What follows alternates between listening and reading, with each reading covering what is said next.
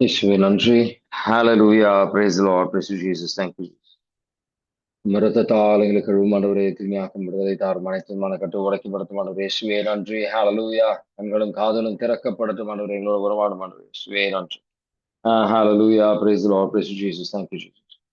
இன்னைக்கு நீதிமொழிகள் 4வது அதிகாரம் தியானிக்க போறோம். அந்த Mary intercede for us. Hail Mary, full of grace, Lord is with thee. Blessed are you amongst women, blessed is the fruit of thy womb, Jesus. Holy Mary, Mother of God, pray for us sinners, now and at the hour of our death. Amen.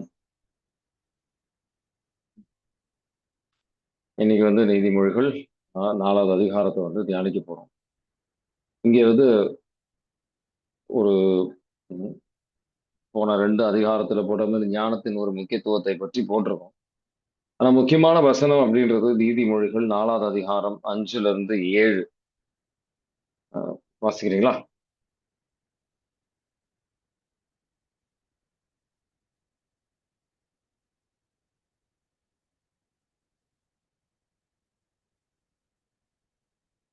நீதிமொழிகள் 4வது அதிகாரம் 5வது. ஞானத்தையும் மெய்யுணர்வையும் தேடிப் பெறு. நான் சொல்வதை மறந்துவிடாதே, அதற்கு மாறாக நடவாதே. ஞானத்தை புறக்கணியாதே, அது உன்னை பாதுகாக்கும். அதை அடைவதில் நாட்டங்கொள், அது உன்னை காவல் செய்யும். ஞானத்தை தேடி பெறுவதே ஞானமுள்ள செயல். உன் சொத்து எல்லாம் கொடுத்தாயினும் மெய்யுணர்வை தேடி பெறு. ஆமேன். ஆமீன். இது நல்லா கவனிச்சீங்க அப்படின்னா அதை தேடுங்க. அதுக்கு சில விஷயங்களுக்கு ஒரு விலை கொடுக்க வேண்டியிருக்கும். சொத்து கொடுத்தாலும் நீ இதை வாங்க அப்படின்ற மாதிரி ஒரு விலை கொடுக்கின்றத பத்தி நீங்க நம்ம ஞானத்தை பல விஷயங்கள், ஆன்மீக விஷயங்கள் அப்படின்னு பாத்தீங்கன்னா, நம்ம இது கேட்கிறோம் என்ன பெறணும் அப்படின்னு சொல்லி நம்ம பல விஷயங்கள் பெறுவதற்கு நம்ம ஒரு என்ன சொல்லணும்னா, கேட்டா கடவுள் தந்துருவாரு அப்படின்ற ஒரு விதத்துல இருக்கிறோம், அப்படின்ற ஒரு எண்ணத்துல இருக்கிறோம். ஆனா விபரீதத்தை பொறுத்த வரைக்கும் சில விஷயங்களுக்கு நம்ம விலை கொடுக்க வேண்டி இருக்கும், விலை கொடுக்க வேண்டி இருக்கும். ஆனா பல பேர் நம்ம மத்தியில இந்த விலை கொடுக்கறதுக்கு இந்த ஒரு என்ன சொல்றோம், இந்த காலகட்டத்துல, இந்த மாடர்ன் காலகட்டத்துல நம்ம எல்லாமே ஃப்ரீயா இருக்கணும். இன்டர்நெட் பாத்தீங்கன்னா ஃப்ரீயா இருக்கும். ஃப்ரீயா எது ஃப்ரீயா கிடைக்குதோ, ஓசியில கிடைச்சா அதுக்கப்புறம் என்ன அப்படி வரும் உங்களுக்கு தெரியும். ஸோ எல்லாம் எளிதா கிடைச்சிடணும் அப்படின்றதான் ஆசைப்படும். கடவுள் விஷயத்துல எல்லாமே ஃப்ரீ கிடையாது. பல விஷயங்களுக்கு நம்ம விலை கொடுக்க வேண்டி இருக்கு. அது இந்த ஞானத்தின்றது மட்டும் இல்லை, இதை தெளிவா புரிஞ்சுக்கும். ஏசாயா 55ல போட்டிருக்கும். 1வது வசனம், தாகமா இருக்கின்ற ஒரு எண்ண வாருங்கள், பணம் இல்லாம சாப்பிடுங்க அப்படின்னு. பணத்தை வைத்து நீங்க பல விஷயங்கள், தேவையற்ற விஷயங்களை வாங்குறீங்க. ஆனா இதுக்கு நீங்க விலை கொடுக்க சொல்றாரு. ஆனா பல விஷயங்களுக்கு நம்ம விலை கொடுக்கிற விஷயங்கள் பாத்தீங்கன்னா நம்ம அழிவுக்கு தான் கொண்டு செல்கின்றது. ஆனா விலை கொடுக்க வேண்டிய விஷயங்களுக்கு, முக்கியத்துவம் கொடுக்க வேண்டிய விஷயங்களுக்கு நம்ம முக்கியத்துவம் கொடுக்கல. இது நம்ம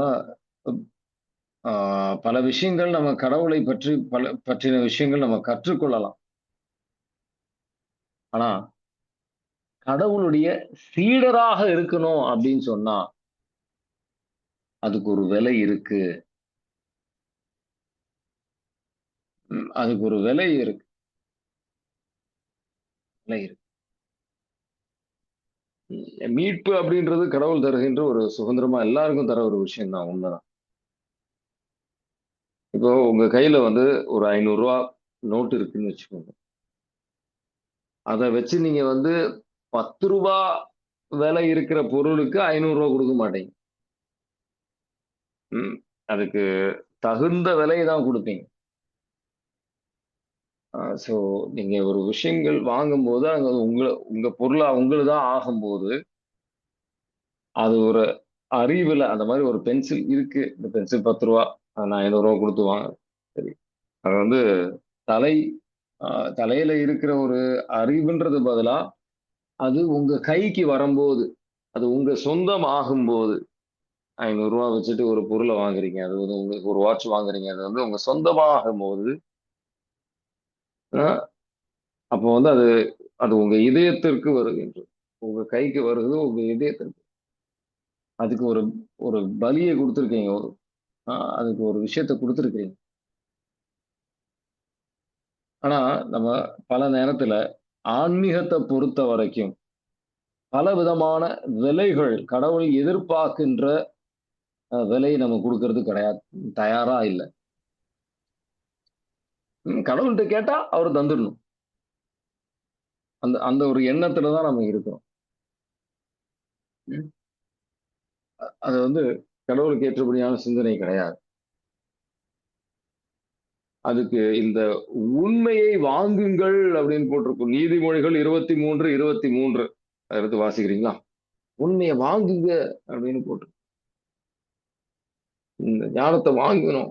நம்ம உண்மைய வாங்கணும். அதுக்கு ஒரு விலை இருக்கு. வாசிக்கிறீங்களா? மெய்மையை விலை கொடுத்தாயினும் வாங்கு, ஆனால் அதை விற்பனை செய்யாதே. அவ்வாறே ஞானத்தையும் நல்லுரையும் உணர்வையும் விலை கொடுத்துப் பெறு. ஆமென். ஆமென். அதுக்கு என்ன விலை குடுக்கணும்? அப்ப நீங்க கேட்கலாம். என்ன விலை பிரதர் குடுக்கணும் அப்படின்னு நீங்க கேட்கலாம். உங்களுக்கு சந்தேகம் வரலாம். ஆ ஆண்டவருடைய உண்மையை அது வாங்கணும் அப்படின்னா, முதல்ல நான் தவறு, நான் பாவி அப்படின்னு ஏற்றுக்கொள்வதுதான். 1 கொரிந்தியர் 2:14. ஆ 1 கொரிந்தியர் 2:14. சில பேருக்கு அது வந்து பல விதத்துல நான் பாவி அப்படின்னு ஏற்றுக்கொள்றது தயாரா இல்ல. இந்த பாவம் யார் தான் செய்யல? ஆ இந்த உலகத்துல இது பெரிய பாவம் கிடையாது. பாவத்தை நீதிகரிக்கிறது, அந்த மாரி பல விதத்துல சாத்தான் தந்திரத்திற்கு அகப்பட்டு நம்ம இந்த விலையை கொடுப்பதற்கு தயாரா இல்ல. அது ஒரு மிகப்பெரிய வேதனை கடவுளுக்கு. 1 கொரிந்தியர் 2:14 வாசிக்கிறீங்களா? மனித இயல்பை மட்டும் உடைய ஒருவர் கடவுளின் ஆவிக்குரியவற்றை ஏற்றுக்கொள்வதில்லை. அவை அவருக்கு மடமையாய் தோன்றும். அவற்றை அவரால் அறிந்து கொள்ளவும் முடியாது. ஏனெனில் அவற்றை தூய ஆவியின் துணை கொண்டே ஆய்ந்துணர முடியும். ஆமென். ஆமீன். பல பேர் ஞானத்திற்காக ஜெபிச்சு நான் பார்த்திருக்கேன். ரொம்ப நாளா ஜெபிச்சுட்டு இருக்கேன் பிரதர் அப்படின்னுவான். ஆனா ஞானத்திற்காக ஜெபிச்சு நான் விருப்பப்படுற மாதிரி எல்லாம் நடக்கணும். கொஞ்ச நாள் நம்ம முன்னாடி தியானிச்சோம். ம். சுய விருப்பங்களுக்கு அடிமையாக இருக்கும்போது அதனுடைய பிரச்சனைகள் எல்லாம். உங்களால ஞானத்தை வாங்க முடியாது. நான் விருப்பப்படுற மாதிரி ஆசைப்படுறதெல்லாம் நிறைவேறணும். கடவுள் திருவுளத்துக்கு ஒரு முக்கியத்துவம் கொடுக்காம, ஆணவத்தை விட்டு கொடுக்காம, கீழ்ப்படியாம, தாழ்ச்சி தாழ்ச்சி தான் அதோடைய விலை. அவருடைய உண்மையை வாங்குவதற்கு, அவருடைய ஞானத்தை பெறுவதற்கு, இந்த தாழ்ச்சியின் விலையை கொடுப்பதற்கு நீங்க தயாரா? இந்த ஈகோவை கடவுள்கிட்ட விட்டு விடுறதுக்கு நீங்க தயாரா? நான் ஆண்டவர் இன்னைக்கு கேட்கிற முதல் கேள்வி. மத்தேயு 13:44 46 வரைக்கும் வாசி பாருங்க. ஆண்டவர் தர விரும்புகின்ற விஷயங்களுக்கு நீங்க கொடுக்கக்கூடிய விலை என்ன? கடவுள் என்ன எதிர்பார்க்கிறாரு? உங்களுடைய அனைத்தையும் எதிர்பார்க்கின்றார். விலைனா 1, 2 அப்படின்றது இல்ல. எல்லாமே கொடுக்க சொல்றாரு. மத்தேயு 13:44 வாசிக்கிறீங்களா? ஒருவர் நிலத்தில் மறைந்திருந்த புதையல் ஒன்றை கண்டுபிடிக்கிறார். அவர் அதை மூடி மறைத்துவிட்டு மகிழ்ச்சியுடன் போய் தமக்குள்ள யாவற்றையும் விற்று அந்த நிலத்தை வாங்கிக் கொள்கிறார். விண்ணரசு இப்புதையலுக்கு ஒப்பாகும். வணிகர் ஒருவர் நல் முத்துக்களை தேடி செல்கிறார். விலையுயர்ந்த ஒரு முத்தை கண்டவுடன் அவர் போய் தமக்குள்ள யாவற்றையும் விற்று அதை வாங்கிக் கொள்கிறார். விண்ணரசு அந்நிகழ்ச்சிக்கு ஒப்பாகும். ஆமென். ஆமென். யாவற்றையும் விற்றுவிட்டால் நம்ம இயேசு கடவுளை உண்மையான அடையலாம்.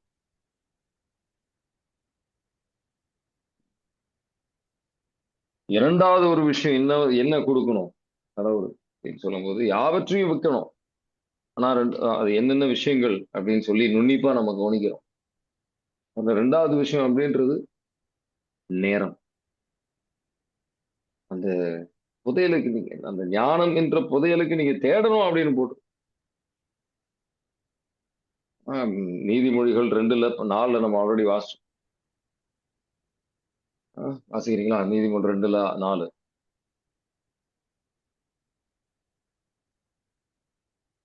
செல்வத்தை நாடுவது போல் ஞானத்தை நாடி புதையலுக்காக தோண்டும் ஆர்வத்தோடு அதை தேடு. ஆமென்.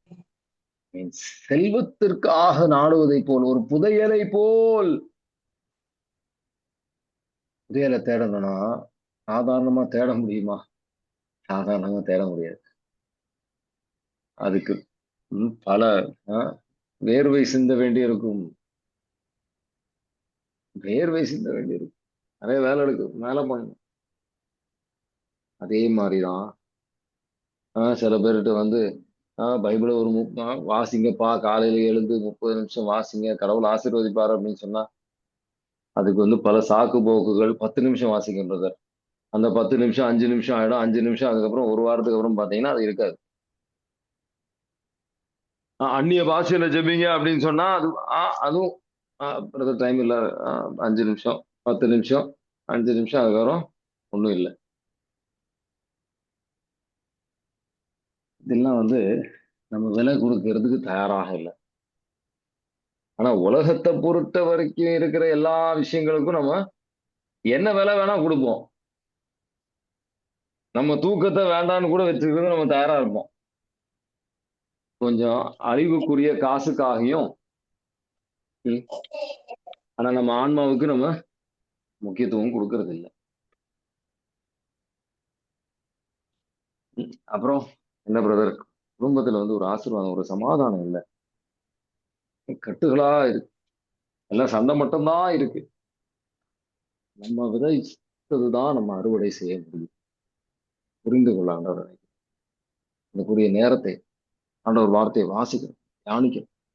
நம்ம ஜெபத்துல ஆன்மீக தனித்துவ ஜெபத்துல ஈடுபடும். நம்ம அது வந்து சில நொடிகளில் கிடைக்கக்கூடிய விஷயம் கிடையாது. சில புதையலை எடுப்பதற்கு அவங்க தண்ணீர் அந்த ஷிப்புல அந்த ஷிப்பு வந்து போயிருக்கும், தண்ணி அடியில போயிருக்கும், பல தூரம், ரொம்ப தூரம் போயிருக்கும், பல அடி தூரங்கள் இருக்கும், அது பல கிலோமீட்டர் தூரத்துல இருக்கும். அது நிறைய செலவு பண்ணி அதை போய் அந்த புதையலை எடுப்பாங்க. அதுல நிறைய தங்கம் இருக்கு, இது இருக்கு, அது இருக்கு அப்படின்னு சொல்லி இந்த டைட்டானிக்கை எடுக்கிறதுக்கு அவங்க பல ஆழத்துக்கு, பல அடி ஆழத்துக்கு அவங்க போய் அதை எடுப்பாங்க. நம்ம பக்கத்துல இருக்கிற பைபிளை எடுத்து நம்ம வாசிக்கிறது. அதுல பார்த்தா அதுல நோட்டுகள் யாரும் எடுக்க மாட்டாங்க, யாரும் அதை எடுத்து வாசிக்க போறது கிடையாது. அதனால அதுல பாத்தீங்கன்னா நோட்டுகள் அந்த மாதிரி யாருக்கும் தேவையில்லாத விஷயம், ஐ மீன் முக்கியமான விஷயங்கள் அதுல வச்சிருப்போம். இதுதான் நம்ம ஆன்மீக வாழ்வின் நிலை. அடுத்த ஒரு விஷயம் கீழ்ப்படிதல். எதிர்பார்க்கிறார், அது ஒரு மிக முக்கியமான விலை. யாக்கோபின் 1:22, ஆண்டவர் வார்த்தையை கேட்கின்றவர்களாக மட்டும் இருக்காதீர்கள், அதை கடைபிடிக்கின்றவர்களாக இருங்க. அந்த கீழ்ப்படிதல்ல பல பலிகளை நம்ம செலுத்த வேண்டியிருக்கும், பல உறவுகள் விட வேண்டியிருக்கும், நம்ம பல விஷயங்கள் செய்ய வேண்டியிருக்கும், இந்த சமூகத்திற்கு மாறாக வாழ வேண்டியிருக்கும். இந்த சமூகத்திற்கு ஏற்றபடி வாழ்ந்தா ஒரு குழந்தையோடய நான் போதும்னு சொல்லி உக்காந்துட்டு இருக்க வேண்டியதுதான்.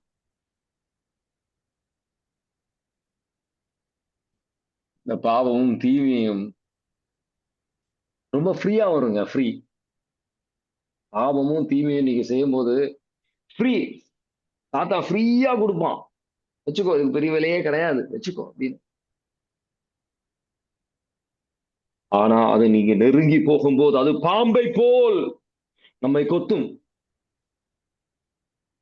அதற்கு நீங்க கொடுக்க போற விலை மிக அதிகமாக இருக்கும் கடவுளுக்கு நீங்க கொடுக்கறதை விட. ஏன்னா நீங்க நீங்க கொடுக்க போறது, கடவுளுக்கு கொடுக்க போறது, கடவுள் திரும்ப கொடுக்க போற விஷயங்களுக்கு ஒப்பிட்டு பார்க்கும்போது அது ஒன்றுமே கிடையாது. ஒரு பொருட்டாக கூட நம்ம கருத முடியாது. விண்ணக ஆசீர்வாதங்கள், கடவுளுடைய பிரசன்னம், அதுக்கு சில விலை கொடுக்க வேண்டியிருக்கும். ஆனா அது ஒரு சுதந்திரத்திற்கு உங்களை கொண்டு செல்லும். அது ஒரு ஆழமான உறவுக்கு கொண்டு செல்லும் உங்களை. பாவம் சாத்தானோட ஒரு உறவுக்கு தான் கொண்டு செல்லும். எந்த உறவு வேணும் அப்படின்னு சொல்லி நீங்க முடிவெடுங்க.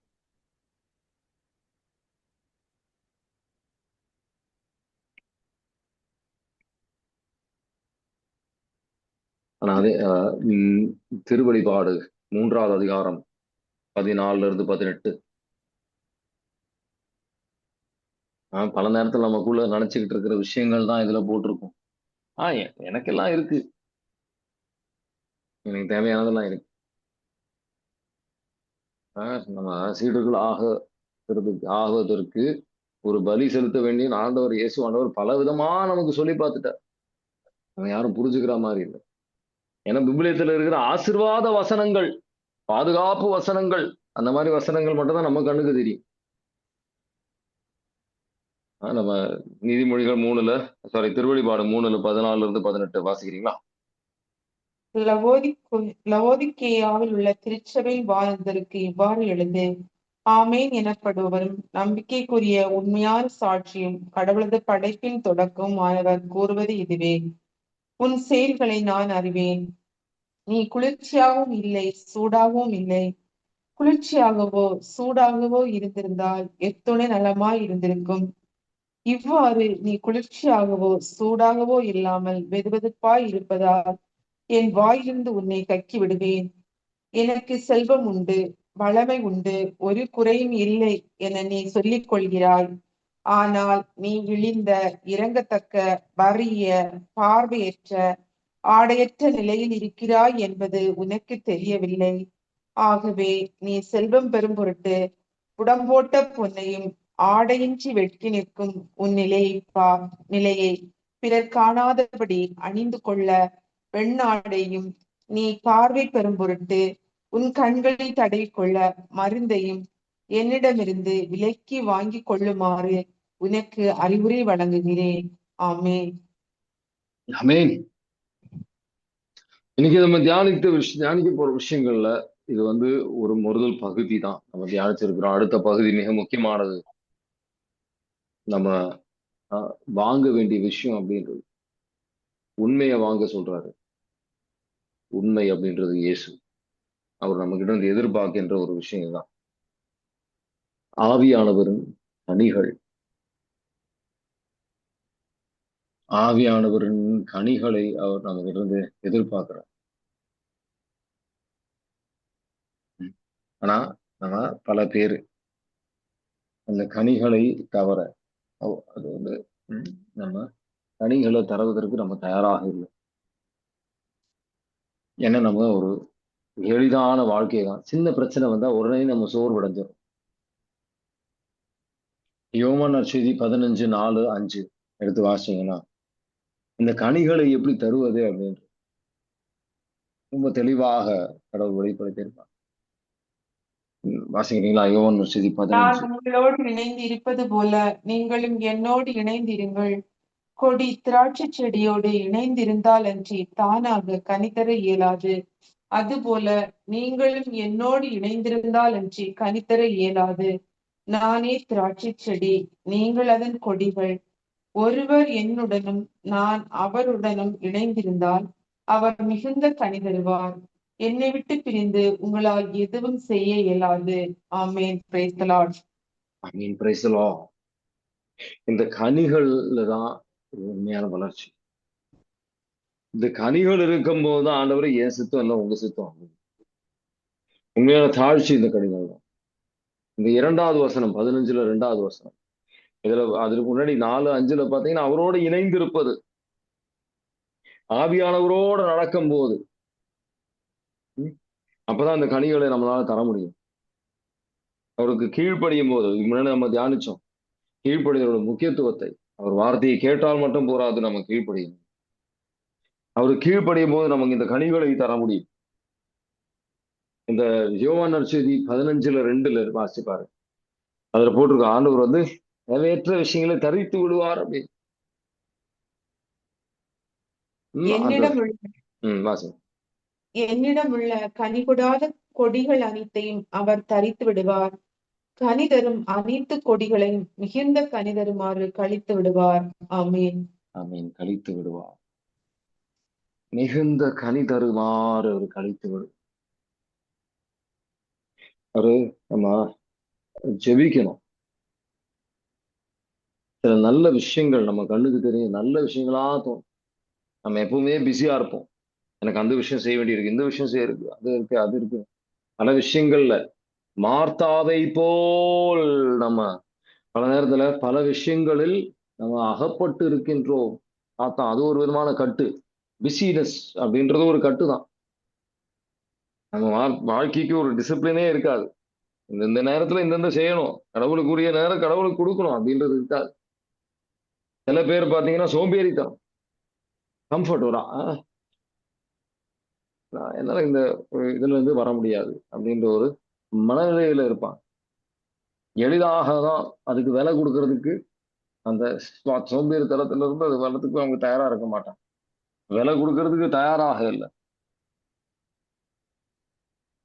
பழைய பாவ கட்டுகள்ல இருந்து வருவதற்கு அவங்க தயாரா. இதனுடைய விலை என்ன? இதெல்லாம் தரித்து விடணும்னு கடவுள் ஆசைப்படுறாரு. ஆனா நம்ம அதை விட்டு விடுறதுக்கு தயாராக இல்லை. பல சூழ்நிலைகள் வழியாக இது தவறு, அதனால சில விளைவுகள் உங்க வாழ்க்கையில இருந்திருக்கும். ஆனாலும் நம்ம புரிஞ்சிருக்க மாட்டோம். இவ்வளவு பிஸியா இருந்ததுனால, கடவுளுடைய கிருபை பெறாததுனால பல பிரச்சனைகள் உங்க வாழ்க்கையில சந்திச்சிருப்பீங்க. ஆனாலும் திரும்பவும் திரும்பவும் அதே கட்டுகளில் நம்ம சென்று அகப்பட்டு அதிலிருந்து விடுபடுவதற்கு நம்ம முயற்சிகள் எடுக்காம, அவருடைய கிருபையை நாடாமல், நம்ம சுய முயற்சியை பற்றி நான் பேசல, அவர் கிருபையை நாடாமல் நம்ம வாழ்ந்துட்டு இருக்கோம். மிக முக்கியமா அடுத்த விஷயம் அப்படின்றது கலாத்தியர் 5:24. சிலுவையில் அறையப்படணும். நம்ம மாமிசம் அறையப்படும். மாமிசத்தில் இருக்கின்ற ஆசைகள் அனைத்தும் அறையப்படும். கலாத்தியர் 5:24 வாசிக்கிறீங்களா?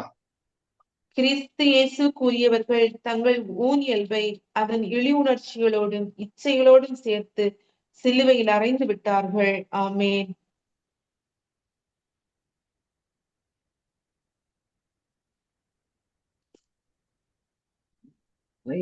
அறையணும்.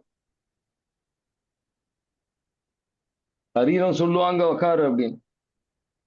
கொஞ்சம் ரெஸ்ட் எடு, ரெஸ்ட் எடுத்து இன்னும் கொஞ்சம் ரெஸ்ட் எடு, பரவாயில்ல. அது எழுந்துற போது ரெஸ்ட் எடுக்க மாட்டேன் அப்படின்னு எழுந்துற போது நீங்க சிலுவையில் அறையிறீங்க. ஆவியானவர் சொல்லுவார், ஆவியானோட குரல் ரொம்ப மெல்லிசா இருக்கும், சாத்தானோட குரல் ரொம்ப சத்தமா இருக்கும். அங்க உட்காரு அப்படின்னு. அதுக்கு நீங்க கீழ்ப்படுத்தி எழுந்துற போது ஆண்டவருக்கு செவி சாய்க்கின்றீர்கள். சிலுவையில் அறையணும். அனைத்து விதமான இந்த சுயநலமான உங்க கோபங்கள், நம்ம பேராசை, ஆணவம் அனைத்தும் சிலுவையில் அறைய வேண்டியது. அனைத்தும் நம்ம சிலுவையில் அறைய. அடுத்தது நம்ம வந்து கீழ்ப்படியணும். எப்ப நமக்கு அந்த அந்த உணர்வு இல்லை என்றாலும் நம்ம கீழ்ப்படியும்.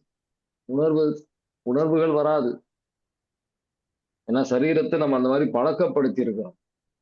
இன்னும் கொஞ்சம் சாப்பிடு, இது நல்லா டேஸ்டா தானே இருக்கு, இன்னும் கொஞ்சம் சாப்பிட்டா உனக்கு ஒன்றும் ஆயிடாது. இன்னும் உன்னால சாப்பிடாம இருக்க முடியாதுன்னு சொல்லுவான் சாத்தான். இன்னும் கொஞ்சம் நேரம் செலவழி டிவிக்கு முன்னாடி, போன்ல. ரொம்ப நல்ல விஷயங்களா இருக்கும். நியூஸை கொஞ்சம் இன்னும் கொஞ்ச நேரம் பாரு, என்ன ஆச்சு இந்த மாதிரி அதுக்கு இது பண்ணு. கடவுளை தவிர எல்லா விஷயங்களுக்கும் நமக்கு ஆர்வம் இருக்கு. உண்மை ஆன்மீக அஹ், கடவுளுடைய பிள்ளைகள் அப்படின்னு சொன்னா அதனுடைய அடையாளம் என்ன? இந்த யோவான் நற்செய்தி 15வது அதிகாரம் நேரம் இருக்கும்போது எடுத்து வாசி. அதுல போட்டிருக்கும். இயேசு கடவுளை மகிமைப்படுத்தணும்னு நீங்க விரும்புறீங்களா? இந்த கனிகளை தரும்போதுதான். யோவான் நற்செய்தி 15:8 வாசிக்கிறீங்களா? நீங்கள் மிகுந்த கனி தந்து என் சீடராய் இருப்பதே என் தந்தைக்கு மாட்சி அளிக்கிறது. ஆமென்.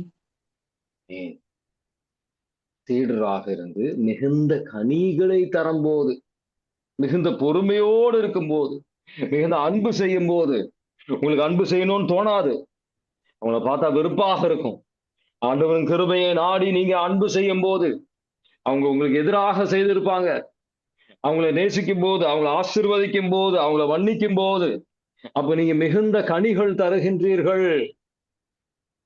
உங்களை திட்டும் போது, அவங்களுக்காக நீங்க பொறுமையாக இருக்கும்போது, நீங்க மிகுந்த கனி தருகின்றீர்கள். அப்பதான் கடவுளுடைய சீடர்கள் நம்ம. புது கட்டளை நான் உனக்கு தருகின்றேன் அப்படின்னு சொன்ன போது அவர் சொல்ற வசனம் இதுதான். யோவான் நற்செய்தி 13:34-35. யோவான் நற்செய்தி 13:34-35. ஒருவர் மற்றவரிடம் அன்பு செலுத்துங்கள் என்னும் புதிய கட்டளையை நான் உங்களுக்கு கொடுக்கிறேன். நான் உங்களிடம் அன்பு செலுத்தியது போல நீங்களும் ஒருவர் மற்றவரிடம் அன்பு செலுத்துங்கள். நீங்கள் ஒருவர் மற்றவருக்கு செலுத்தும் அன்பிலிருந்து நீங்கள் என் சீடர்கள் என்பதை எல்லாரும் அறிந்து கொள்வார் என்றார். ஆமென். ஆமென். ஒருவர் அன்பு செய்யும் போது சீடர்கள் என்றார்கள். இங்க கேட்கலாம், பிரதர் இந்த மாதிரி மன்னிங்க எப்படி இப்படின்றீங்க. நீங்க மன்னிச்சிருக்கிறீங்களா? நான் இந்த மாதிரி உங்களுக்கு எதிராக அநீதி செய்துகின்றவர்களை நீங்க மன்னித்திருக்கீங்களா? ஆண்டவரின் கிருபையால் எனக்கு மன்னிக்கிற அந்த கிருபை ஆண்டவர் தந்திருக்கின்றார். நான் மன்னித்திருக்கின்றேன். அதனுடைய ஆசீர்வாதத்தை நான் வாழ்க்கையில பெற்றிருக்கின்றேன். அதனுடைய ஆசீர்வாதம் அது ஒரு மேலான ஆசீர்வாதம். அப்பதான் நம்ம கடவுளுக்கு உகந்தவர்களாக நம்ம இருக்கின்றோம். அப்பதான் நம்ம கடவுளுக்கு மகிமை செலுத்துகின்றோம். அந்த மாதிரி மன்னிச்சிருக்கிறேன். ஒரு வாட்டி 2 வாட்டி அப்படின்றது கிடையாது, பல வாட்டி. அவங்க திரும்ப திரும்ப எனக்கு எதிராக செய்த போதும் மன்னிக்கக்கூடிய, அவங்களை ஆசீர்வதிக்கக்கூடிய, நம்ம சில நேரத்தில் உங்களுக்கு நமக்கு தோணும், நம்ம என்ன முட்டாளா? அந்த உலகத்தை பொறுத்த வரைக்கும் நமக்கு முட்டாளா தோணுவோம். இல்ல, நீங்க முட்டாளா ஆக தயாராக இருக்கும் போதுதான் உண்மையா நீங்க கடவுளுடைய இயேசுவானவருடைய சீடர்கள். அவர் முட்டாள் ஆவறதுக்கு தயாராக இருந்தார். நம்ம அப்பப்ப பாவம் செய்து திரும்ப திரும்ப அதே பாவத்தை செய்து பாவ சங்கீர்த்தனத்திற்கு செல்லும் போது அவர் நம்மளை மன்னிக்கின்றார். அப்ப அவர் முட்டாள் இல்லையா?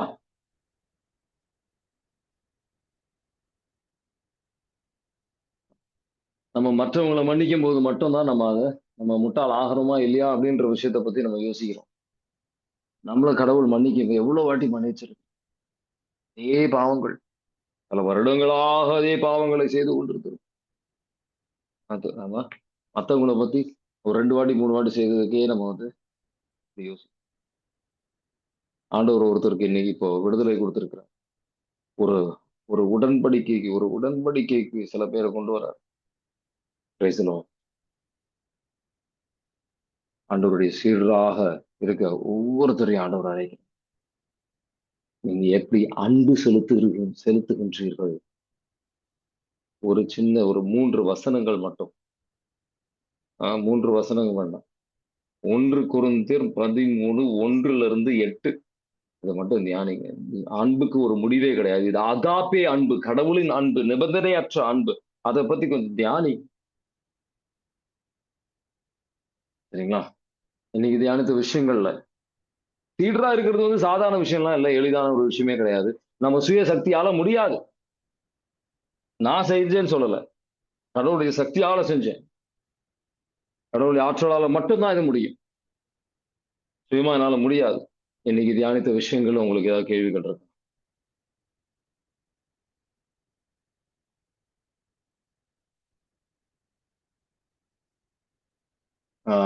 நீங்க இன்னும் நீங்க ஆக்சுவலா சாரி மறந்துட்டேன் சொல்றது. அதான் விண்ணக தந்தையின் அன்பு அகாப்பே அப்படின்னு, அகாப்பே லவ் அப்படின்னு சொல்லுவாங்க. விண்ணக தந்தையின் love. ஒரு மேலான ஒரு அன்பு அது. அது புரிஞ்சுக்கிறதுக்கு தான் 1 கொரிந்தியர் 13:1-8 அதை வாசிக்க சொன்னேன். சரிங்களா? அதை வாசிக்கும் போது அகாப்பே லவ்ல உங்களுக்கு புரியும். சரிங்களா? நீங்க இன்னொரு விஷயம் என்னன்னா, எல்லாருக்கிட்டையும் ஆண்டவர் சொல்ற ஒரு விஷயம், ஆவியானவரின் விவேகம், அடித்தளமான சில இது விவேகம், நீதி, சரிங்களா, மன உறுதி, அந்த மாதிரி பண்புகளை ஆண்டவர்கிட்ட கேளுங்க. சரிங்களா? Prudence, justice, fortitude and temperance, சரிங்களா, தன்னடக்கம், இதெல்லாம் ஆண்டவர்கிட்ட கேளுங்க. அவர்கள் ஆசீர்வதிப்பாரு. உங்களால இந்த கனிகளை தரதுக்கு கிருபை அவர் தருவாரு. சரிங்களா? சொல்லுங்க, வேற ஏதாவது கேள்விகள் இருக்கா?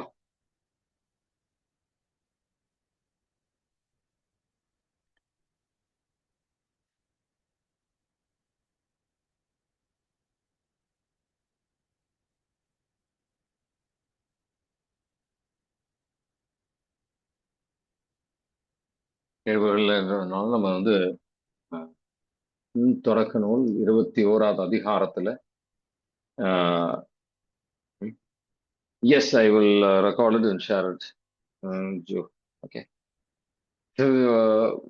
இந்த இதெல்லாம் இந்த விஷயங்கள்லாம் கடவுள் தர ஒரு ஆசீர்வாதங்கள். இப்ப நான் சொன்ன விஷயங்கள், இந்த நீதி, விவேகம், நீதி, இதெல்லாம் கடவுள் தருகின்ற விஷயங்கள். மன உறுதி, அதே மாதிரி தன்னடக்கம், இதெல்லாம் கடவுள் தருகின்ற ஒரு விஷயங்கள். கடத்தளவு தர கிருபைகள். இன்னைக்கு நம்ம தொடக்க நூல் 21வது அதிகாரம், ஐசக் பிறக்கின்றார்.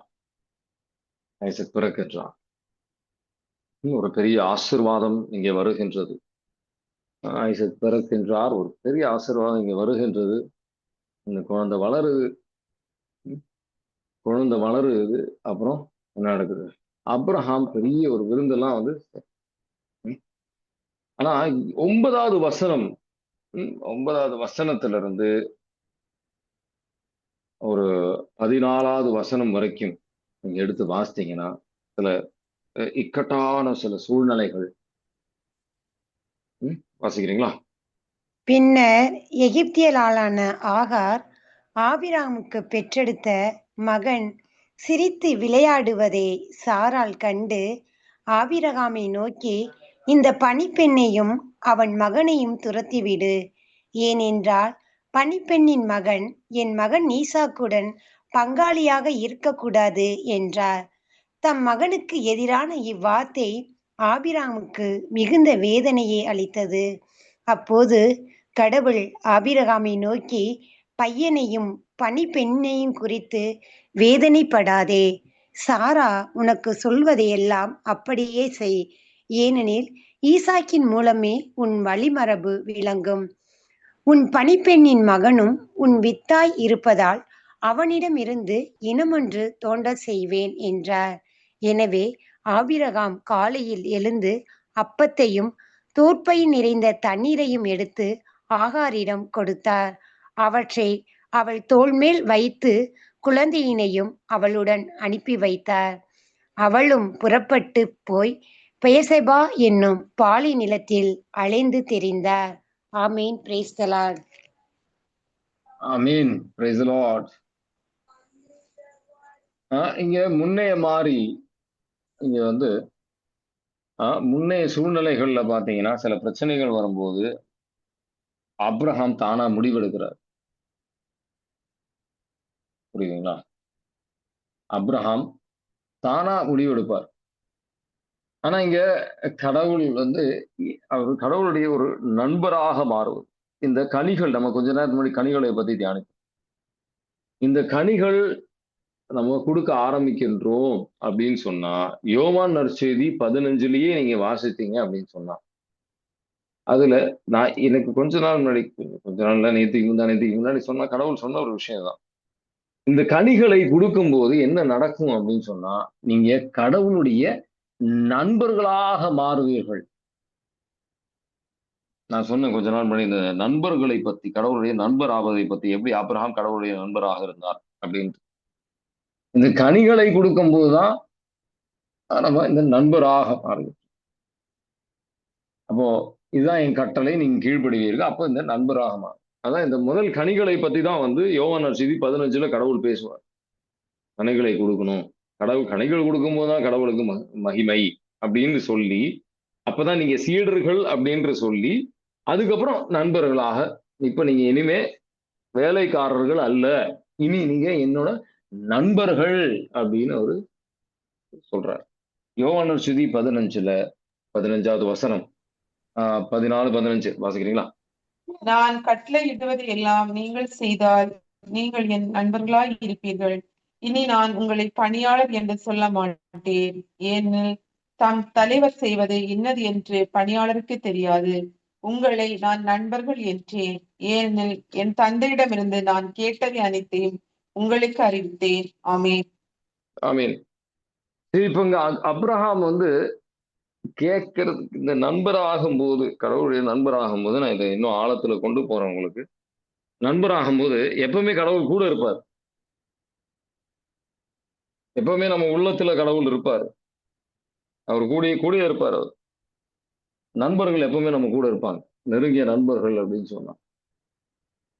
அது மாதிரி அப்ரஹாமோட கடவுள் கூட எப்பவுமே இருக்காரு. அதுல என்ன, அதோட அடையாளம் தான் அது. அப்ரஹாமுக்கு ஒரு துக்கம், ஒரு சோகம் வந்த உடனே அப்ரஹாம் அங்க ஜெபிக்கிறதெல்லாம் கிடையாது. உடனடியாக வந்து கடவுளுடைய பதில் வருது. எவ்வளவு அருமையா இருக்கு, கரெக்டா இல்லையா?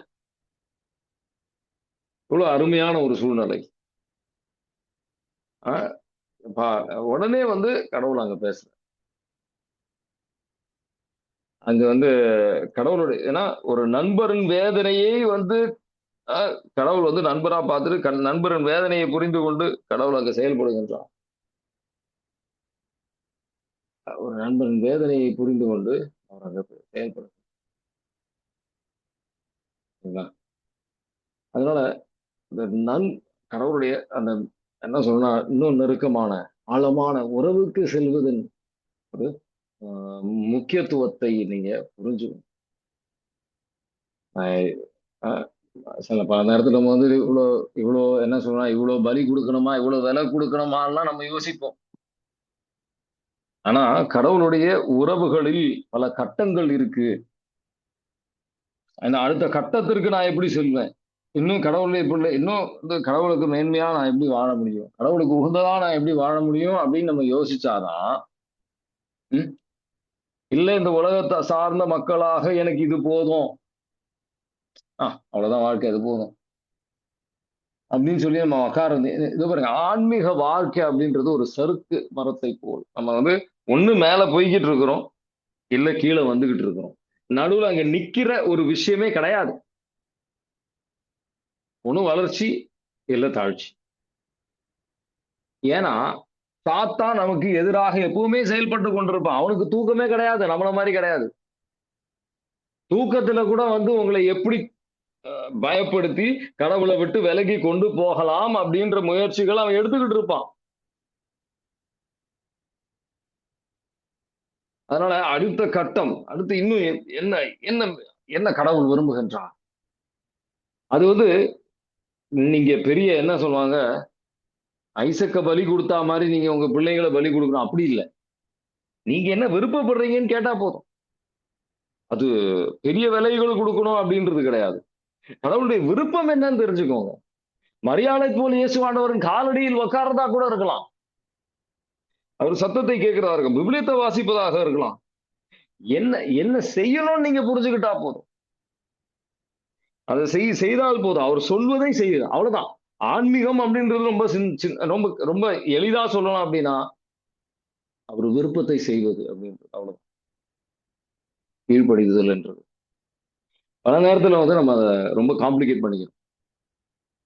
சில காம்ப்ளிகேட்டடான விஷயங்கள் இருக்கு, சில இன்னும் ஆழமான விஷயங்கள் இருக்கு அப்படின்றது உண்மைதான். அதனால கடவுளுக்கு வந்து நம்ம இன்னும் அணுகி வரணும், இன்னும் நெருக்கத்திற்கு வரணும். அவருக்கு இன்னும் நம்ம உகந்துதான் வாழணும் அப்படின்னு சொல்லி கடவுள் விரும்புறார். சரிங்களா? ஆனா நம்ம என்ன என்ன பிரச்சனை அப்படின்னா, நம்ம அந்த அளவுக்கு ஒரு ஆர்வத்தை காட்டுவது இல்லை. சரிங்களா? நம்ம இன்னும் அடுத்த ஒரு விஷயத்தை கடவுளோட நண்பர் ஆவதற்கும் அதை விட மேன்மையான சில விஷயங்கள் இருக்கு. ஆனா கடவுள் நண்பர் ஆவதற்கும் வேற பல விஷயங்களுக்கும் நம்ம அந்த அளவுக்கு நம்ம சிந்திப்பதில்லை. நம்ம சிந்திக்க போற இன்னைக்கு என்ன சொல்லலாம், என்ன ஒரு முக்கியமான ஒரு விஷயம் அப்படின்னா, ம், இங்க ஹாகாரின் வாழ்க்கையை பத்தி நம்ம சிந்திக்கணும். சரிங்களா? ஹாகாரின் வாழ்க்கை. ஏன்னா முக்கியமா 14வது வசனத்திலிருந்து 21வது வசனம் வரைக்கும் நீங்க வாசிச்சீங்கன்னா இதுல பல ஆழமான விஷயங்கள் நீங்க புரிந்து கொள்ளலாம். சரிங்களா? எப்படி கடவுள் வந்து சில பல சூழ்நிலைகளில் செயல்படுவார் அப்படின்றத நீங்க புரிஞ்சுக்கலாம். ஏன்னா நமக்கு இந்த விபிலியத்தை வாசிப்பது அப்படின்றது கடவுளுடைய குணாதிசயம்.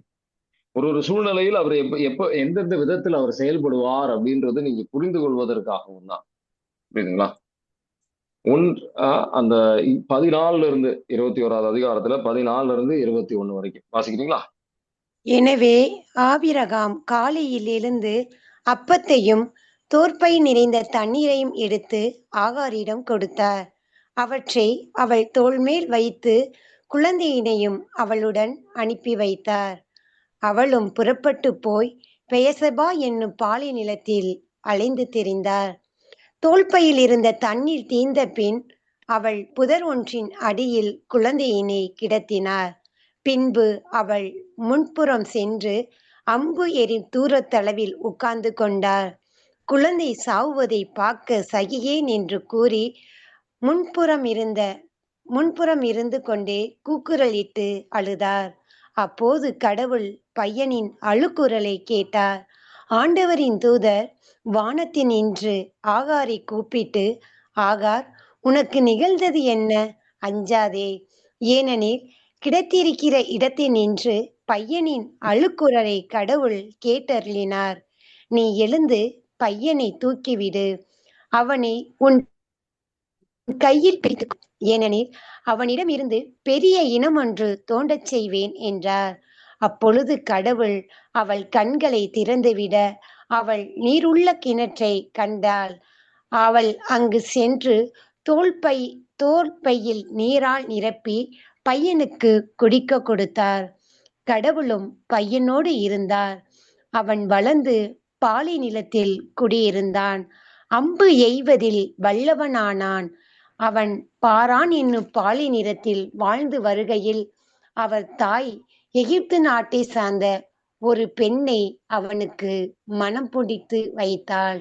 ஆமீன். Praise the Lord. Amen. Praise the Lord. Hagar வந்து அப்ரஹாம் வந்து இருந்தாங்க. அப்போ அவங்களுக்கு வந்து கடவுளை பத்தி சொல்லி கொடுக்க வேண்டியது அப்ரஹாமோட கடமை. ஆனா அது வந்து நீங்க 18வது அதிகாரத்துல பார்த்திருப்பீங்க. அவருடைய வீட்டாருக்கும் எல்லாருக்கும் சொல்லிக் கொடுக்க வேண்டியது கடவுள் சொல்லியிருந்தார். ஆனா அப்ரஹாமோட இருக்கும்போது கடவுளை ஹாகார் சந்திக்கல.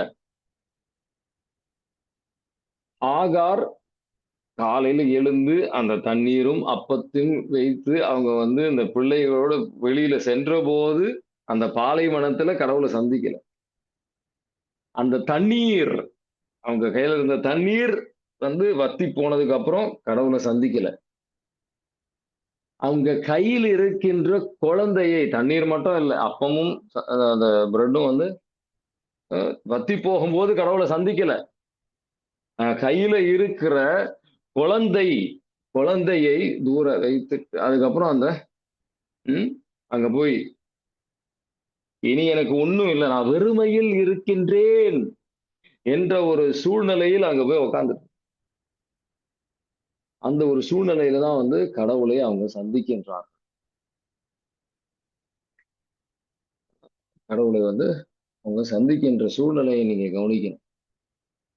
பல நேரத்துல வந்து நம்ம வாழ்க்கையில கடவுள் அப்படிதான் செயல்படுவார். ஏன்னா நம்ம ஒரு சொகுசான வாழ்க்கையில வாழ்ந்துட்டு இருக்கும்போது கடவுள் நம்ம மனசாட்சி வழியாக உள்ளத்துல பேசுவார். அது ஒரு மெல்லிய குரலாக இருக்கும். கொஞ்ச நேரத்துக்கு முன்னாடி நான் சொன்ன ஒரு மெல்லிய குரலாக இருக்கும். ஆனா நம்ம துன்பத்தில், நம்ம வேதனையில், நம்ம பாரத்தில் இருக்கும்போது, நம்ம ஒரு என்ன சொல்றோம், ஆழ்ந்த ஒரு வேதனைகளில் இருக்கும்போது கடவுள் வந்து மிக தெளிவாக அவர் பேசுவார். மிக தெளிவாக பேசுவார். பல பேர் இந்த பாலைவனம், இந்த கஷ்டங்கள் எல்லாம் ஒரு தீர்ப்பாக நினைச்சுக்கிறாங்க. அது ஒரு தீர்ப்பு கிடையாது. ஆனா அது ஒரு தண்டனை தான், உண்மைதான். ஹோசேயா 2வது அதிகாரம் 14வது வசனம். தீர்ப்புக்கும் தண்டனைக்கும் வித்தியாசம் இருக்கு. தீர்ப்பு வந்தா அவ்வளவுதான். அதுக்கப்புறம் அவ்வளவுதான். ஆனா தண்டனை அப்படின்றது நம்மளை திருத்துவதற்காக. உங்க பிள்ளைகளை தண்டனை கொடுக்காம திருத்த முடியுமா? முடியாது. எல்லாரும் சொன்னபடி கேட்கிற பிள்ளைங்களா? இல்ல. ஹோசேயா 2:14 வாசிக்கிறீங்களா? ஆதலால் 14 தானே பிரதர்? ஆமா ஆமா. ஆதலால் நான் அவளை நயமாக கவர்ந்து இழுப்பேன், பாலை நிலத்துக்கு அவளை கூட்டி போவேன், நெஞ்சுருக அவளுடன் பேசுவேன். Amen. Praise the Lord. Amen. Praise the Lord. நெஞ்சுருக பேசுவதற்கு தான் நம்ம சில வேதனைகளில் நம்ம வந்து இருக்கின்றோம். வேதனைகளை பார்த்த உடனே நம்ம வந்து சோர்வடைஞ்சிருக்கோம். துக்கத்துக்கு போய் சாத்தானுக்கு கீழ்ப்படியக்கூடாது. அப்படி செய்யற தவறு இதுதான். இந்த வேதனை, இந்த அவமானங்கள், இந்த இழப்புகள்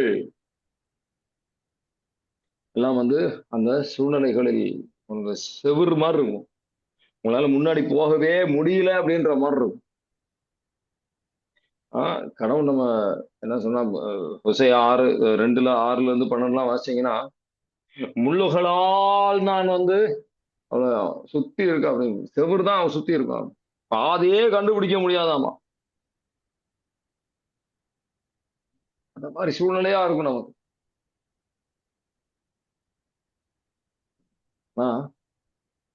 இதெல்லாம் நம்ம நன்மைகளுக்காக, இன்னும் ஒரு ஆழமான உறவுக்காக கடவுள் எவ்வளவு பேராவலோடு இந்த உறவுக்காக ஏங்கிக்கிட்டு இருக்கிறாருன்னு நமக்கு பல பேருக்கு புரியலைங்க. நம்ம இதய கதவை தட்டி கொண்டிருக்கின்றார் அப்படின்றது நமக்கு புரியல. அதனாலதான் பல நேரத்துல இந்த நண்பர் அப்படியே நிறைய பல உறவுகளை பற்றி நான் பேசிட்டு இருக்கேன். திருவெளிப்பாடு 3:20-21 எடுத்து வாசி, உங்களுக்கு புரியும். அவர் நம்மளோட உணவு வருதணும், இன்னும் ஆழமான உறவுக்கு வரணும் அப்படின்ட்டு நல்ல விதமா சொல்லி பார்ப்பாரு. ஆனா பல நேரத்துல நம்ம வந்து விவாத குணத்தினால, எனக்கு இப்பவே எல்லாம் வேணும் அப்படின்ற ஒரு ஆணவத்தினால கடவுள் சொல்ல வருகின்ற விஷயத்தை நம்ம புரிஞ்சுக்காம இந்த உலகபரமான ஆசைகளுக்கு அடிமைப்பட்டு நம்ம வந்து பல விதத்துல வந்து உலக அன்புல அடிமைப்பட்டு நம்ம செயல்பட்டு இருக்கோம். திருவெளிப்பாடு 3:20-21 வாசிக்கிறீங்களா? இதோ நான் கதவு அருகில் நின்று தட்டிக்கொண்டே இருக்கிறேன். யாராவது எனது குரலை கேட்டு கதவை திறந்தால் நான் உள்ளே சென்று அவர்களோடு சாரி வாசிங்க. மியூட் பண்ணிட்டேன் ஜெசிந்தா.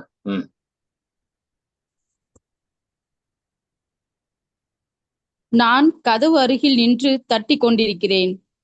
யாராவது எனது குரலை கேட்டு கதவை திறந்தால் நான் உள்ளே சென்று அவர்களோடு உணவருந்துவேன், அவர்களும் என்னோடு உணவு அருந்துவார்கள்.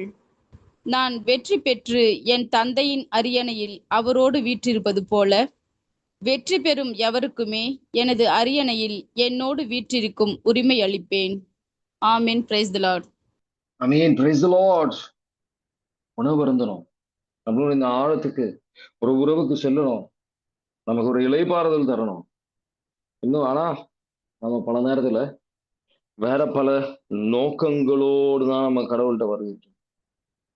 கடவுள் நம்ம முழுமையா புரிஞ்சுக்கிறதுக்கு பதிலா அவர் முகத்தை பார்ப்பது என்றால் அந்த உறவை தேடுவது அப்படின்றது. பல நேரத்துல முகத்தை பார்ப்பதை விட கரத்தை பார்த்து அவர் கையில இருந்து என்ன கிடைக்கும், கிடைக்கிறது மட்டும்தான் நம்ம எண்ணத்துல இருக்கு.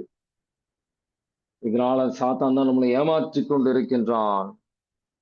ஆண்டவர் புரிந்து கொள்ள அழைக்கின்றான். இந்த வெறுமைகள், நம்ம வாழ்க்கையில இருக்கிற பற்றாக்குறைகள், வேதனைகள் அப்படின்றது அது கடவுள் பயன்படுத்துகின்ற ஒரு கருவி. நோய்களாக இருக்கலாம், அது ஒரு கருவி அவர்கிட்ட கொண்டு வரணும் அப்படின்ட்டு. ஒரு நல்ல தகப்பன் அவரு. திருப்பாடல் 32:8-9 அவரு நல்ல விதமா நம்மளை வழி நடத்தணும் அப்படின்னு விரும்புறார். ஆனா பல நேரத்துல சில கஷ்டங்கள், சில வேதனைகள் வழியாக தான் நான் புரிஞ்சுக்குவேன் அப்படின்னு நம்ம இருக்கிறோம். வாசிக்கிறீங்களா? நான் உனக்கு அறிவு புகட்டுவேன், நீ நடக்க வேண்டிய வழியை உனக்கு காட்டுவேன், உன்னை கண்ணோக்கி உனக்கு அறிவுரை கூறுவேன். கடிவாளம் பூட்டிய வாரினால் இழுத்தாதன்றி உன்னை பின்தொடர்ந்து வராத குதிரையை போன்றோ கோவேறு கழுதையை போன்றோ அறிவிலியாய் இராதே. Amen. Praise the Lord. Amen. Praise the Lord. பல நேரத்துல எனக்கு இப்பவே வேணும், பல நேரத்துல பிடிவாதம், கடவுள் சொல்றது நம்ம செவி சாய்க்கிறது இல்லை. அதனாலே பல தடைகள் நம்ம வாழ்க்கைக்கு நம்மளாதான் கொண்டு வரோம். அவர் நல்ல விதமாக கொண்டு வரணும்னு ஆசைப்படுறாரு. ஆனா கடிவாளம் போட்டு வாரினால் இழுத்தால் அன்றி, கடிவாளம் போட்டு இழுக்கிற அளவுக்கு நம்ம வச்சுக்கிட்டு இருக்கோம். அந்த வேதனைகள், இதனால நம்ம வாழ்க்கைக்கு பல வேதனைகள் நம்ம தான் கொண்டு வந்தோம். நம்ம கடவுளை புரிஞ்சுக்க முயற்சிக்கிறது கூட. மோசே கடவுளுடைய நண்பராக அழைக்கப்பட்டார். ஏன் மோசே கடவுளுடைய நண்பராக அழைக்கப்பட்டார்? ஏன்னா ஒரே ஒரு காரணம், அவருக்கு கடவுள் எப்படி சிந்திப்பார் அப்படின்றது தெரியும், கடவுள் எப்படி செயல்படுவாரு. ஏன்னா நண்பர்களுக்கு எப்படி தெரியும்? அவருடைய நண்பர்களை பத்தி ரொம்ப அருமையா தெரியும், அவங்க என்ன விருப்பங்கள் என்னென்ன அப்படின்றது. திருப்பாடல் 103 7வது வசனம் வாசிக்கிறீங்களா?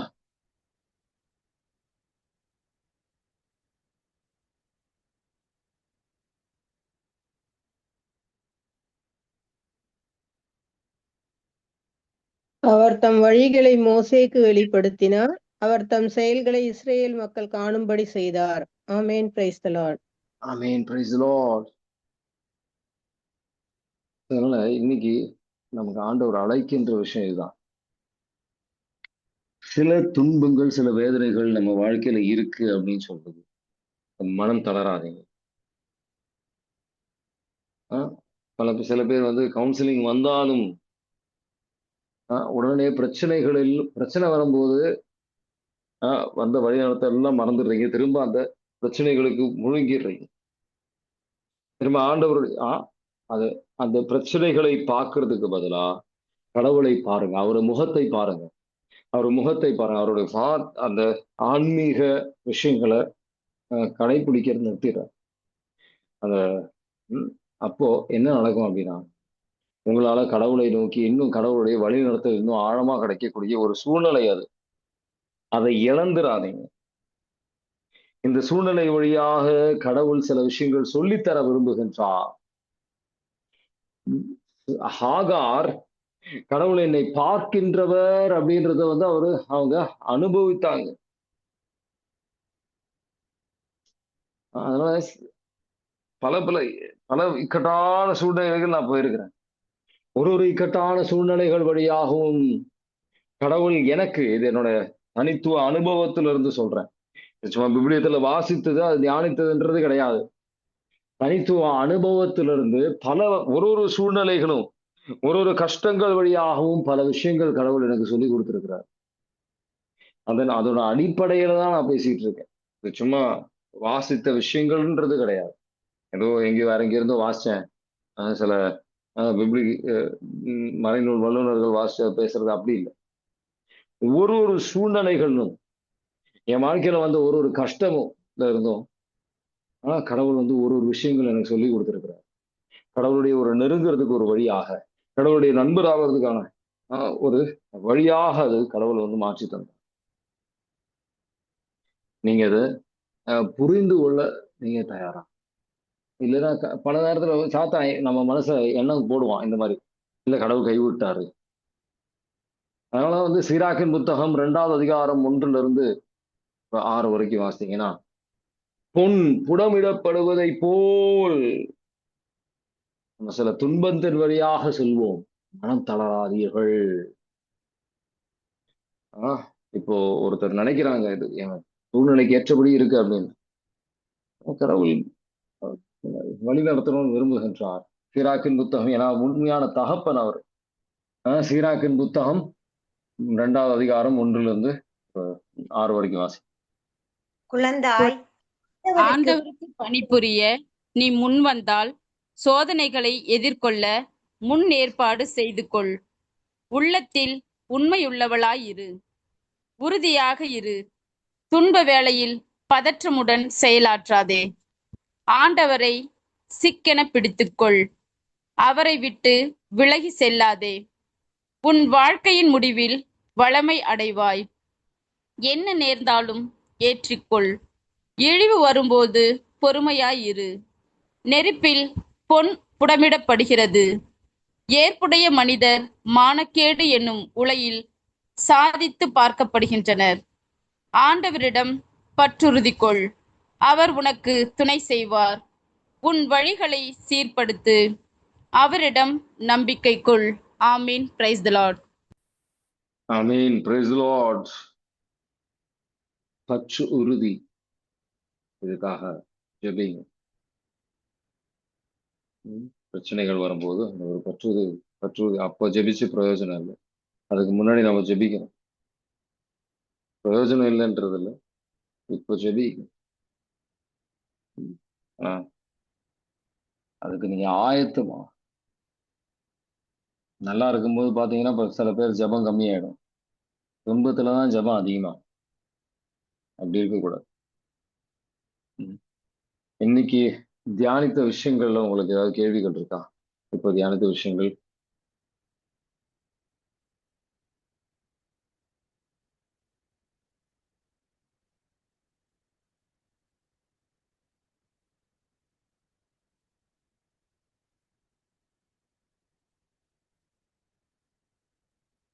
இயேசுவே நன்றி. ஹalleluya. praise the Lord. praise Jesus. thank you Jesus. துன்ப வேளையில் பதற்றம் அடையாம உங்களை சிக்கென பிடித்து கொண்டு செல்கின்றவர்களாக எங்க அனைவரையும் மாற்றும் இயேசுவின் நாமத்தில் ஜெபிக்கின்றோம். Cut every bondage by the cause of the unclean spirit, Father, by the name of Jesus we pray. Amen. God bless you. Have a nice day. Thank you.